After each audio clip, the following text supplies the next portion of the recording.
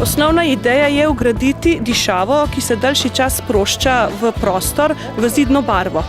S tem v bistvu presežemo uporabo raznih dišav, ki so že dolgo naprodaj, pa tudi presežemo uporabo dišav v barvah, ki se sprostijo takoj, ko barvo naneseš in ko se posuši. Gre za dolgotrajno sproščanje dišave.